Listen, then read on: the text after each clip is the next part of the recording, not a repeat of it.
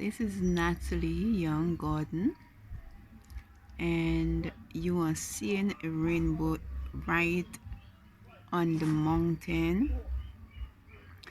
Actually, I did a video before and it was much plainer, and this is a second video, and the mountain wasn't looking this hazy or cloudy. But now I believe the rainbow has caused this to happen. The rainbow has been in that area for a while now, and I am looking closely at it, and as the rainbow fades and the haziness is seen, I am wondering now if maybe by tomorrow or so, if the trees there will be dried. The reason why I'm saying so is because the rainbow was there for a while now.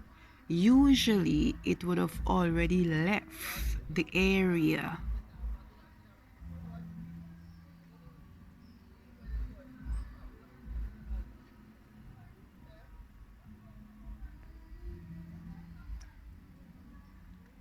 It looks like the rain is falling.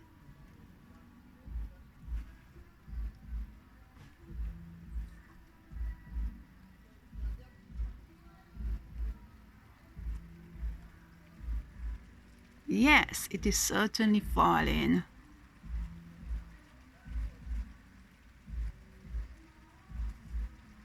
So, is it true to say that the rainbow was signaling that rain is going to come? I want to believe so.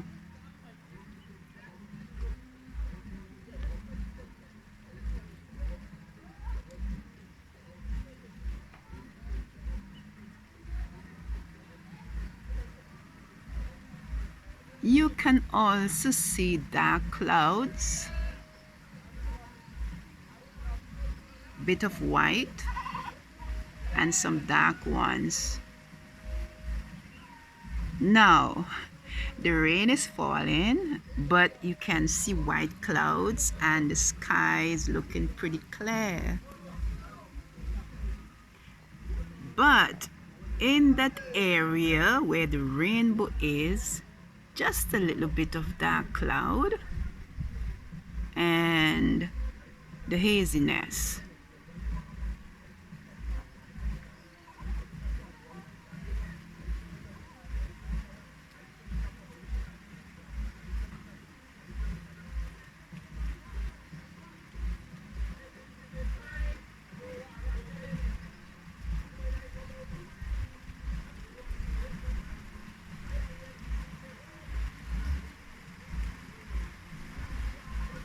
Right there in the background where you can see that red container, in that area you have a project that is basically taking place. There are no buildings there as yet, but the lands, I believe, has already been sold. When I say lands, I mean that it would have already been like pass load so that persons can buy single-handedly, not like one person buying the whole piece of land over there.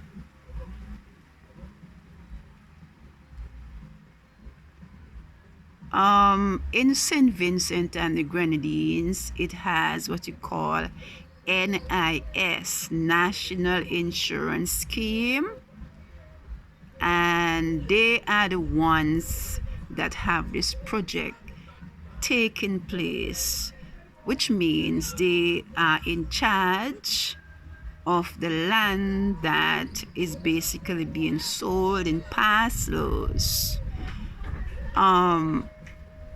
It was basically government land, and then INS basically got hold of it. Do not ask me the arrangement that the government made with NIS.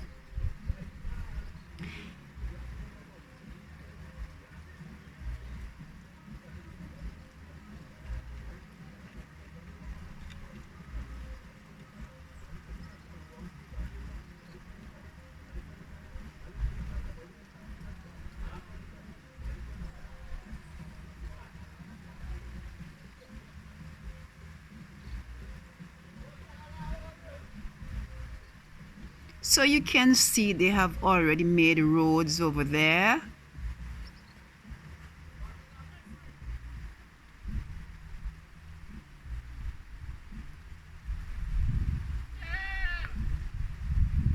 And pole is already there as well, so people will have access to electricity in that area, because it was basically bushes and so forth that was there, and goats and so forth would have been in that area, but they cannot be there anymore because NIS that has the project will not allow that sort of thing to happen anymore because it's not private.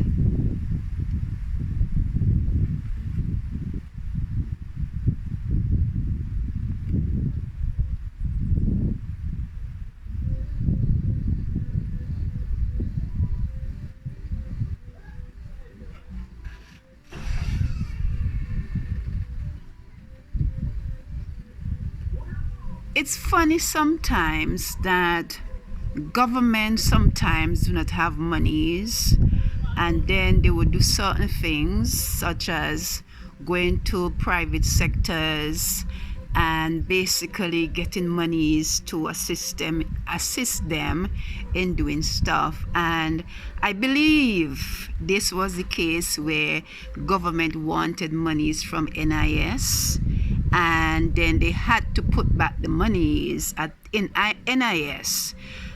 It means then that the monies that they got from NIS didn't make any sort of profit, and so then they had to give back NIS something, which would have been the land over there, so that they can sell it to make back the monies, which I believe that they did not make any profit from.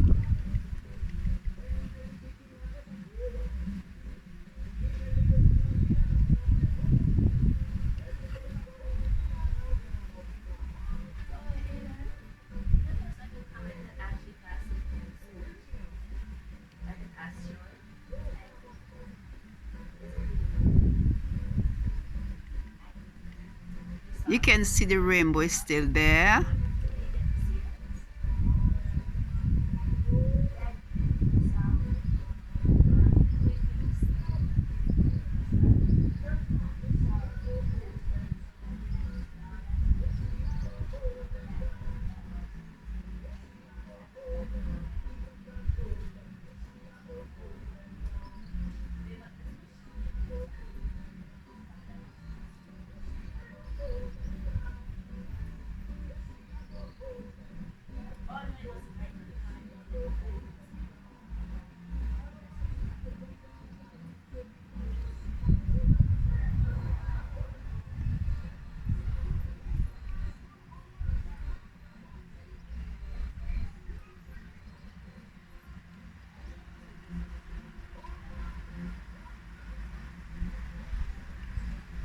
Now, NIS, just a little bit of information with NIS.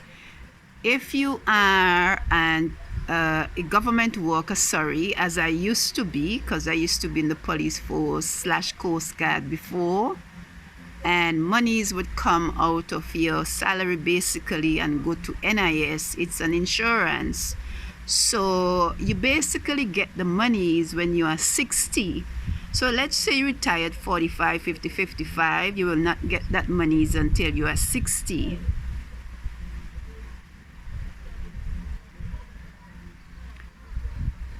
Anybody that basically works can join the NIS.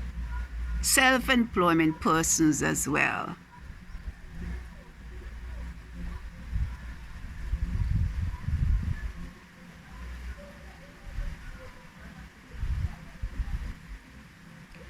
But I strongly believe that government should be more careful when it comes to using monies and borrowing monies, because at the end of the day, taxpayers have to pay back, and they have to find means when they cannot come up with the money. For example, the finance minister Camilo Gonçalves, which is the prime minister's son, there is this hotel that they all basically have. It's not opened as yet, and that's in Bukomand. I cannot tell you right now all the stories that surround the hotel at Bukomand, but what I can say to you, it was campaigned on, and it means that it would benefit persons by getting job for them working at the hotel there. And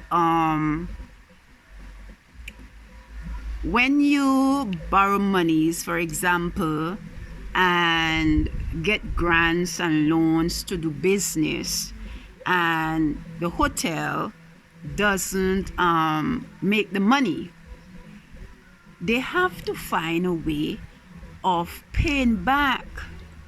A hotel doesn't come free.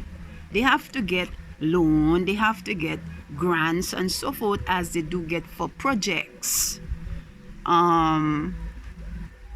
So I think that business idea that they came up with was totally wrong. Things are not going well in St. Vincent and the Grenadines. Things are just hard. It's not just COVID that caused it. Things are just hard. From the moment the Unity Labour Party came into power, they didn't really do anything as such.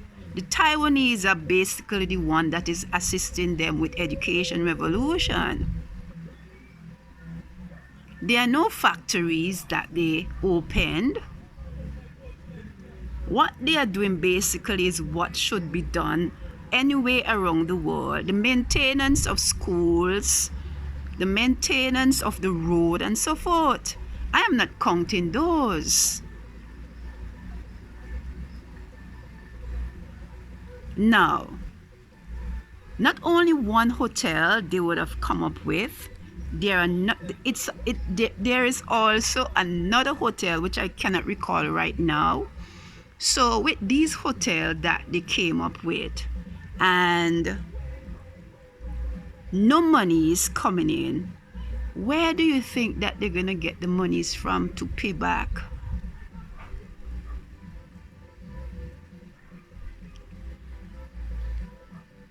I want persons who will be watching this video to think about it seriously.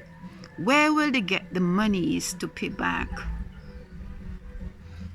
As I said before, things are just hard in St. Vincent and the Grenadines. Hard.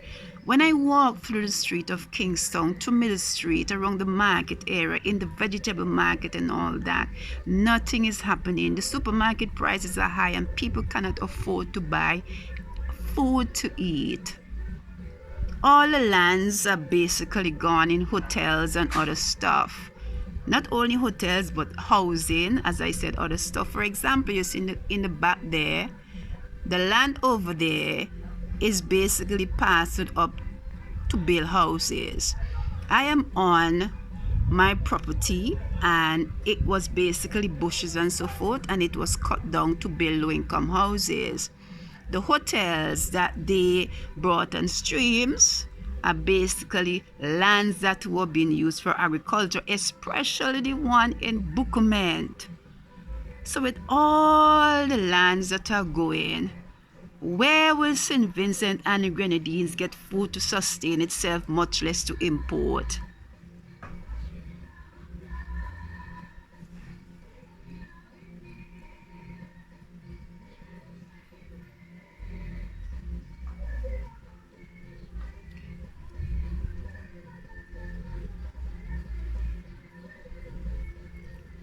This is certainly a statement. The rainbow is there for a while now, and I don't want to be long to bore anyone, so I will be cutting this video.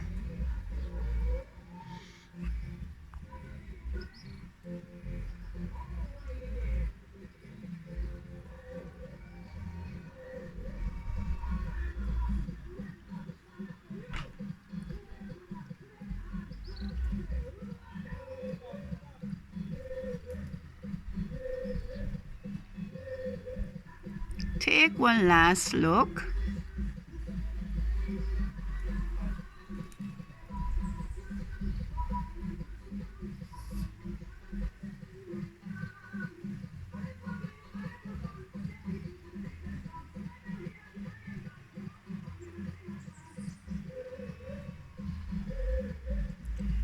This is all for now concerning the NIS information, the hotel information, and hitting a little bit on the Ministry of Agriculture when it comes to St. Vincent not being able to sustain itself with food.